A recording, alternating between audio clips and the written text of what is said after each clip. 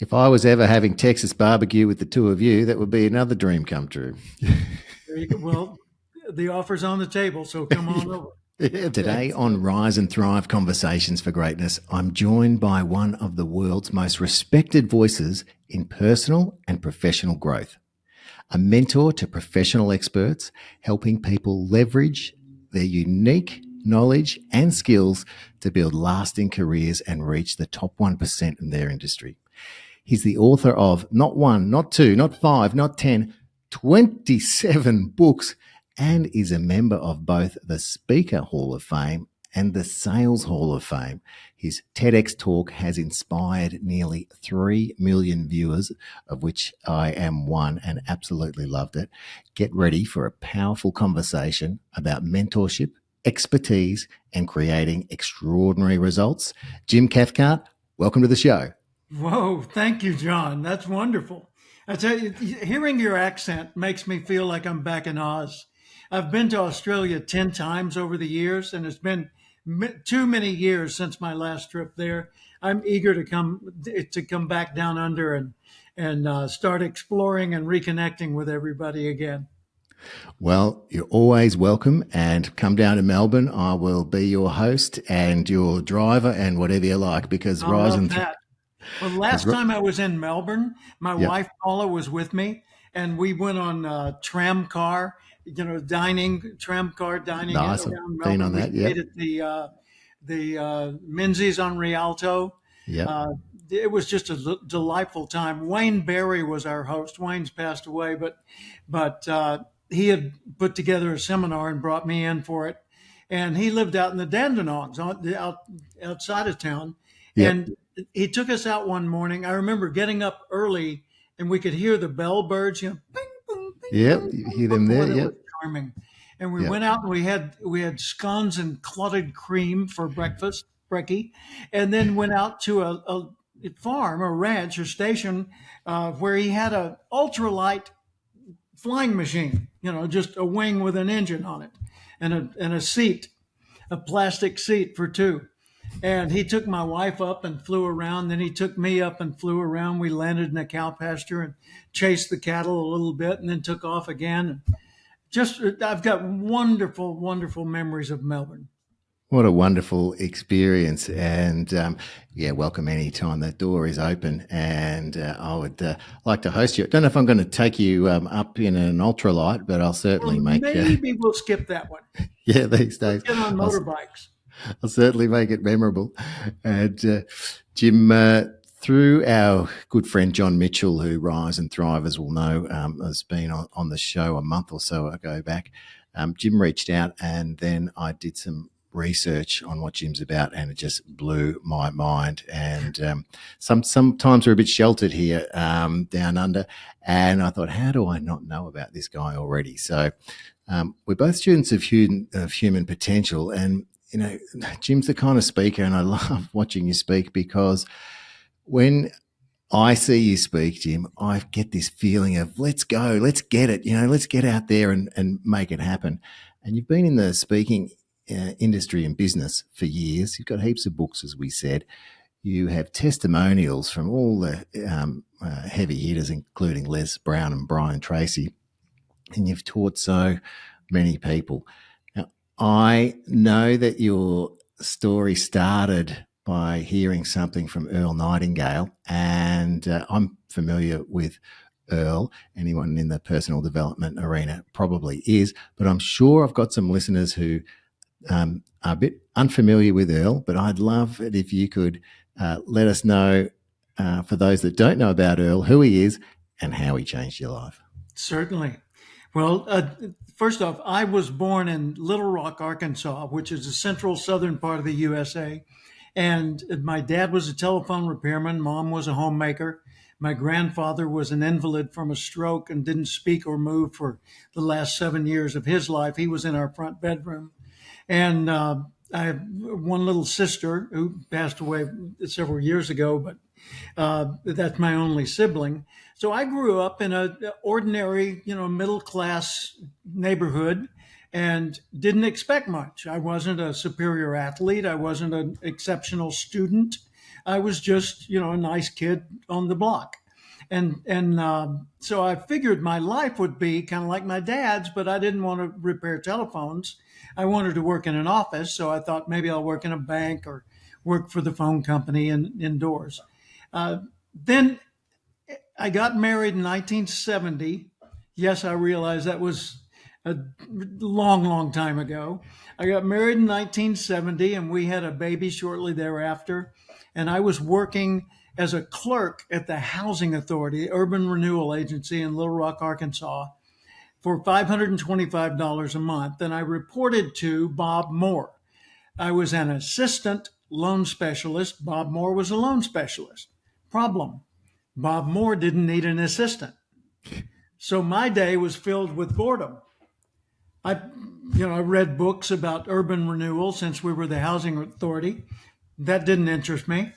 I read other books. I read the Bible cover to cover in 3 months at work only, not reading at home, just reading on the job. So I had that much spare time on my hands. And at that time in the 1970s, Earl Nightingale was the Anthony Robbins or the major guru of the day in the field of personal development. And he was known as the Dean of Personal Motivation. He was on 900 radio stations all across Oz, all across the world, certainly every city in America. And his show was a little 5-minute show called Our Changing World. What an appropriate title that would be today.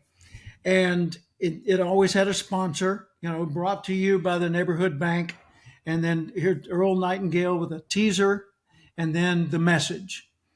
And that particular day in 1972, I was sitting there. I was 28 years old, 50 pounds overweight. I don't know what that translates to in stones, but I was. I think for us it's about 30 odd kilos or something. But I was a pretty hefty fellow. I weigh 150 now. A slender, 5'9" frame. But I was fat back then, and I had a mustache, and I smoked a couple of packs of cigarettes a day, and I never exercised. But here's Nightingale on the radio, and he's like you. He's the guy bringing uplifting messages to the world. And what he said was this: if you will spend 1 extra hour every day studying your chosen field, you'll be an expert in that field in 5 years or less. And John, I did the math. Let's say an extra hour a day, 5 days a week, and 50 weeks a year, 5 years, that's 1,250 hours. Yeah, that would make me an expert if my subject was narrow enough. If my subject was leadership, I might know enough to be an interesting conversationalist after 1,250 hours. But if it was leadership of small teams in crisis situations, I would be the go-to guy, and news agencies would be calling me for interviews. People would want to buy my books. I would be in demand as a speaker on the subject of team leadership in crisis. So if your field is narrow, like playing the mandolin, you can make a lot of advancement in a short period of time. But if it's music, that's way too wide. Because there's 1,000 categories under the general heading of music. So pick a lane. Choose a field that fascinates you, that you love. Yeah, but what if I don't have any skills? Doesn't matter. You don't need the skills yet. Choose a lane. Okay. Well, what if I'm not really smart or not really a go-getter? Well, add the word that matters the most. Yet. I'm not yet a goal setter. I don't know how yet. I'm not in good enough shape yet. Yeah. It's a great growth mindset principle. Yeah. For possibilities. Yeah. So that day caused me, hearing that little 1-minute message in his 5-minute show, caused me to rearrange my entire worldview. I started realizing even ordinary little me could make a difference in the world if I applied myself and focused. Great. So hearing Earl really inspired you to want to make a difference in the world because I guess he exposed you to a way how to do that. Is that Yeah. right? I Yeah. bought I bought a 36 audio recording Mm, uh, library of Earl mm, Nightingale's materials, mm. and you may be able to see it up on a shelf above me, Yep. right Yep. over here. Yep. It goes all the way across, and that's audio cassettes. Mm, That'll date me. That I bought in 1973. mm, And each cassette, each recording, is a 20-minute message about something like truth or honesty or connecting with interpersonal communication or strategic thinking or selling or managing money or living a healthy life or having a good family, all life principles. mm, And so I listened to those fanatically. Now, when I say fanatical, I'm talking clinical treatment needed, fanatical.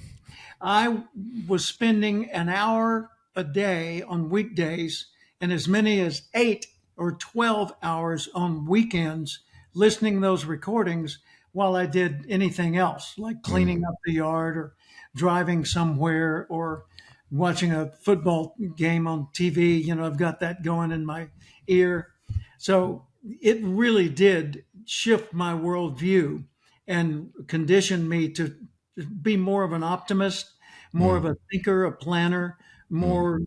more curious about things. Yep. I wonder, Yep. how does that work, and what's that based on? And if that's Yep. true, wouldn't that mean this is not? And then what's underneath that? So I learned to be an efficient thinker, and in doing so, it opened all kinds of new doors for me. At first, I became a trainer teaching other people's courses. And then I bought Earl Nightingale's materials and sold them to others. And then I started doing my own training programs and was able within a couple of years to become a full-time speaker and trainer.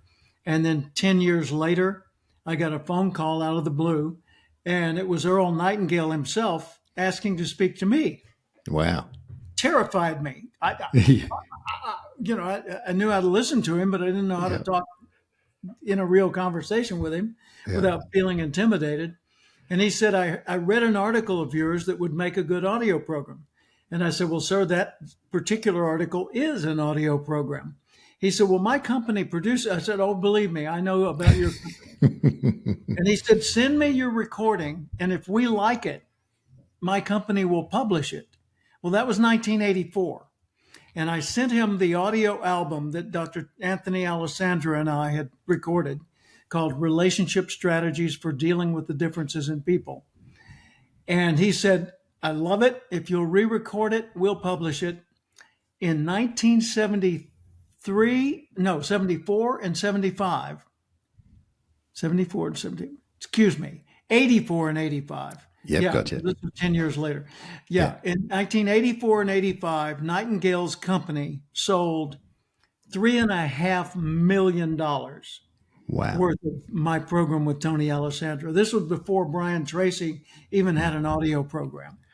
Isn't that amazing how it was Earl that kicked off the spark, and then it seems like it came full circle. You took his advice, you fed your mind, and we always say here on the show, it's so important who you hang around with and what you feed your mind with. That's part of the reason this show exists, so people can feed their mind with some greatness, positivity, and Yeah, learning and curiosity. And a growth mindset and optimism, there and you go. you did all of that, and then it comes back full circle where Earl's talking to you saying he's interested in one of your programs, and it becomes a massive seller for him and his Yeah, company. it changed my life. Wow. Wow. That's, The yeah. interesting thing about that is I didn't know when I heard him on the radio what field I wanted to choose. Mm, And so I mm, kept thinking about it for weeks. What do I want to do? If I mm, can do anything, potentially, mm, sooner or later, do anything, mm. what would be a good use of my time? I didn't have a college degree. Yeah. I didn't have money, didn't know anybody with money. Mm, And so I thought, I want to do what he's doing. Well, I had two problems, John. if I was going to become a professional speaker, an expert in the field of motivation, I should know something about motivation. Well, first off, I'd never given a speech and I had nothing to say. So I didn't know anything. And I thought, well, I guess I'll just do what he recommended and I'll become a fanatical student of the Yeah. field of human development. So I read Yeah. all the classic books: Think and Grow Rich, The Power of Positive Thinking, How to Win Friends and Influence People, Success Through a Positive Mental Attitude, all the classic works. Yeah. And that inspired me even more. And then my circle of friends started changing because I was so fanatical about this. Some of my friends drifted away. We were still friends, just didn't associate much. And new friends said, "Oh, you too? Yeah, look at this book. Listen to this recording. What do you think about this?" And so my circle started expanding, and that got new job opportunities for me. And my world just exploded. So I went from being a government clerk in 1972, hearing Earl Nightingale on the radio, to selling Earl Nightingale's recordings door to door to businesses in 1974, 2 years later, to Earl Nightingale calling me unprovoked out of the blue in 1984 and selling my programs worldwide.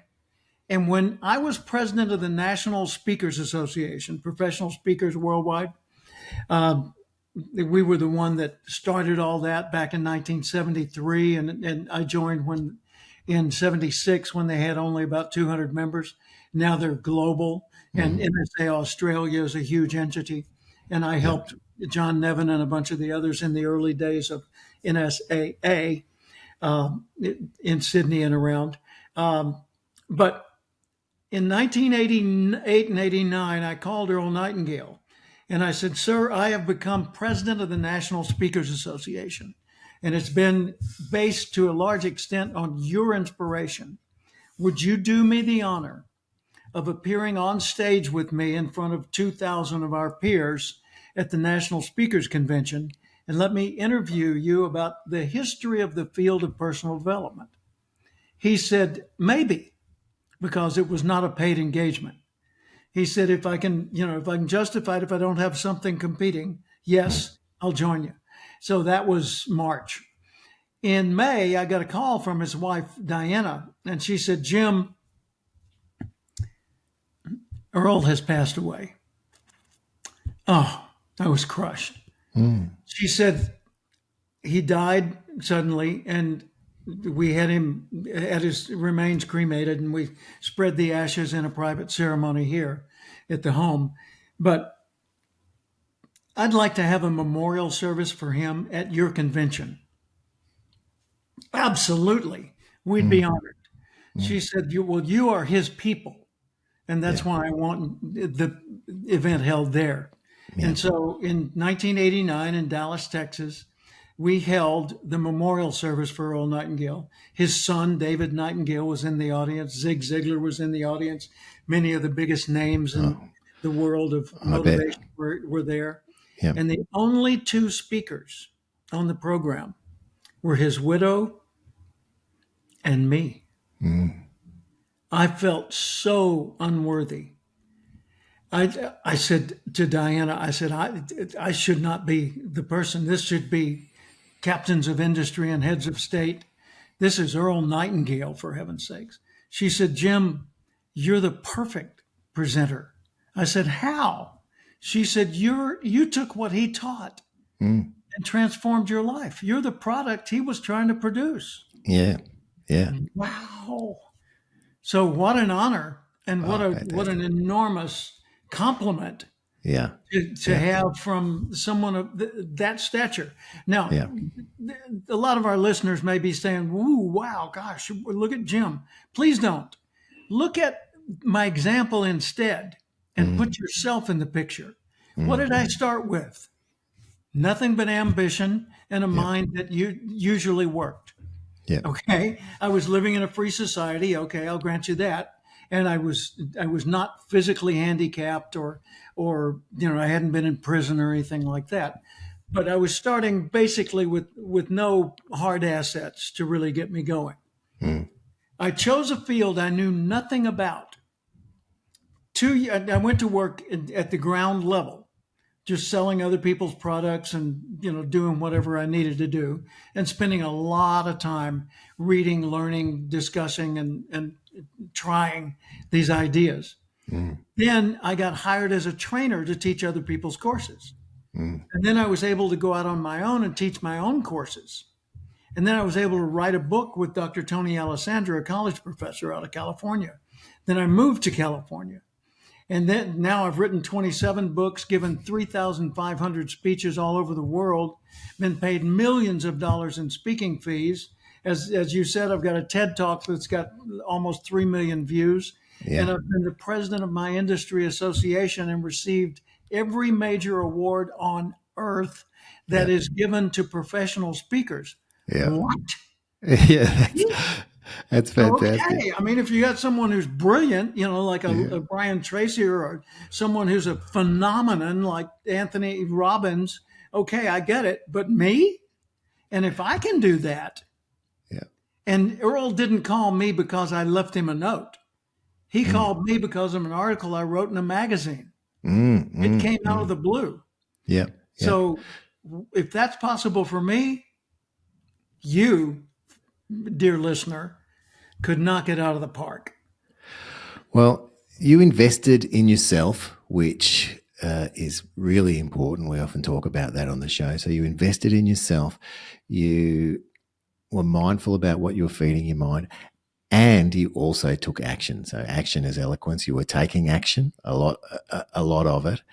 Now, I know this is a part of the human condition, but sometimes there's a difference between knowing and doing, right? So, if I did this, this would happen. Or, I should go to the gym. I know I should go to the gym. I'm not going to the gym. I know I should eat healthy. I'm not eating healthy. So that difference between knowing and doing, what would your advice be? Because you're a living, breathing example of knowing and doing and achieving. And And so, go ahead and finish your question. so my question to you is, bridging that gap between the knowing and the doing, what would your advice be? I draw a chart in many of the seminars that I do, and the two axes are knowing and doing. Gotcha. Yeah, because knowing starts at total ignorance and goes Mm, all the way to enlightened wisdom, right? mm, So there's levels of knowing. And the further you go along that, the more you're capable of addressing. But if you never do anything about it, then you just become an articulate incompetent.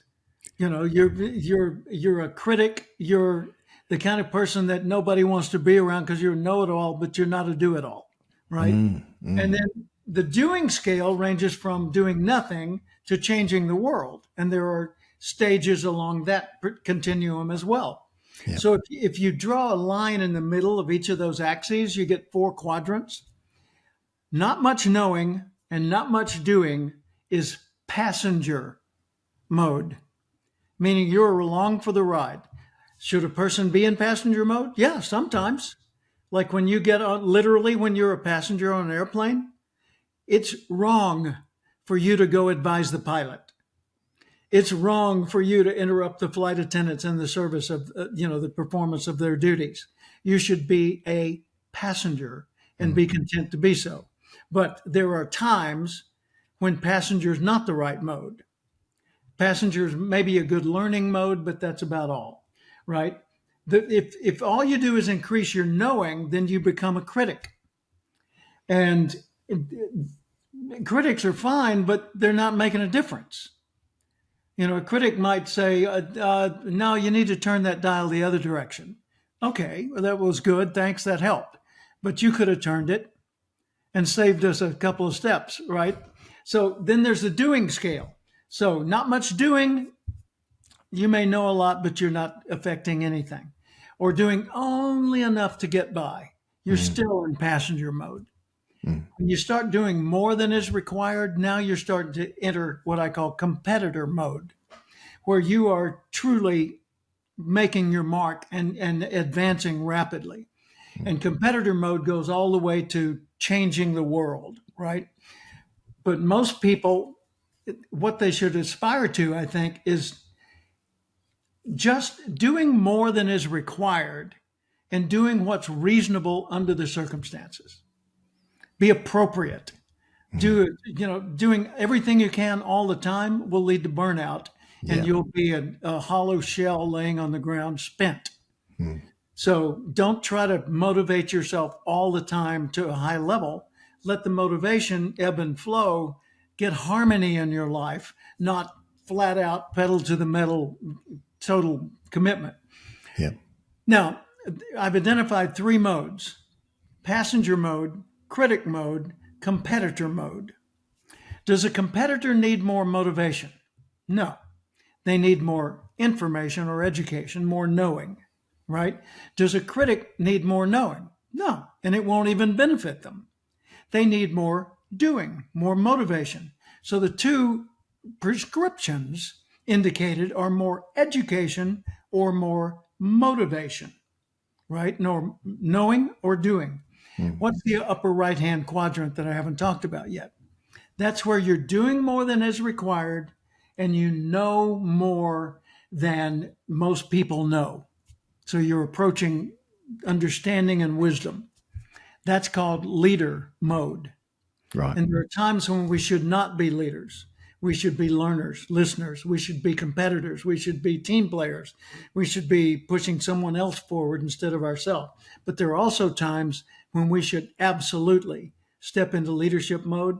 So here's what I recommend, John. When someone has the impulse, but has not been able to get themselves to act. Yeah. First, a quick backstory.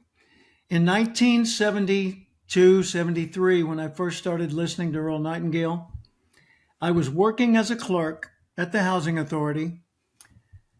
My wife would have to pull me to a sitting position in the morning when the alarm went off. I didn't get up on my own. I was lazy, and I would lay there and hit the snooze button and go back to sleep if left to my own devices. So she, being more responsible than me, would pull me to a sitting position. Mm. I'd sit there and go, "Oh, another day. Oh, okay." And I'd get up and I'd go grab some coffee. Oh my gosh, what a loser. Well, what I learned was that I didn't need to motivate myself in a big way. Mm-hmm. I needed to motivate myself in tiny little ways. Right. Like Tony Alessandra says, you don't have to go the extra mile, just go the extra inch. Yeah.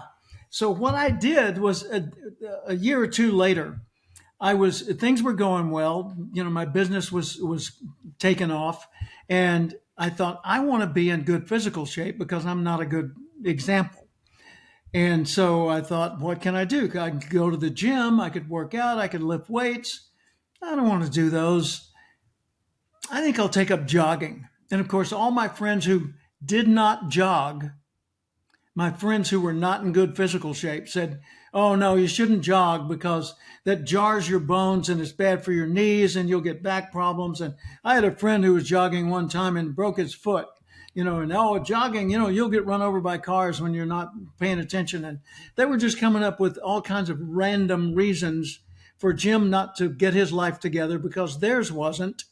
And they didn't want me to outshine them because it'd make them feel guilty or like a loser, which we were. So, reality would be exposed. So I said, okay, I want to jog. I find it very difficult to get myself to jog. What could I get myself to do?